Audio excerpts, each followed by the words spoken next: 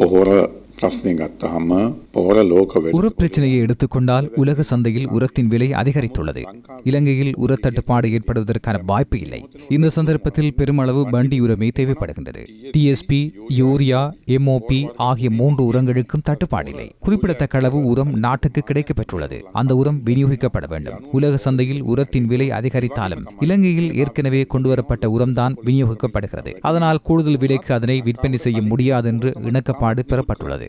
அந்த இணக்கப்பாட்டுக்கு புறம்பாக உர விற்பனை இடம்பெற்றாலும் உர தட்டுப்பாட்டை ஏற்படுத்தினாலும் சட்டம் கடுமையாக நடைமுறைப்படுத்தப்படும். அது தொடர்பில் அரசாங்கம் என்ற வகையில் தீர்மானத்தை மேற்கொண்டுள்ளோம். எங்காவது முறைகேடுகள் இடம்பெற்றால் உரிய தரப்பினருக்கு அது தொடர்பில் அறிவிக்குமாறு விவசாயிகளுக்கு நாம் கோரிக்கை விடுக்கின்றோம். முறைப்பாடுகள் கிடைக்கப்பெற்ற இடங்களில் நாம் தலையீடுகளை மேற்கொண்டுள்ளோம்.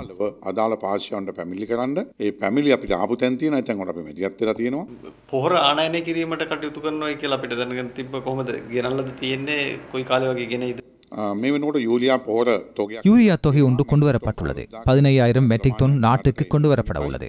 அது வராவிட்டாலும் உரம் காணப்படுகின்றது. கொண்டுவரப்படும் உரம் உண்மையில் பெரும்போகத்திற்கு பயன்பாட்டுக்கு எடுத்துக் கொள்ளப்படும். அடுத்த போகத்தில் சிறுபோகத்திற்கான உரம் நாட்டில் உள்ளது. தட்டுப்பாடில்லை.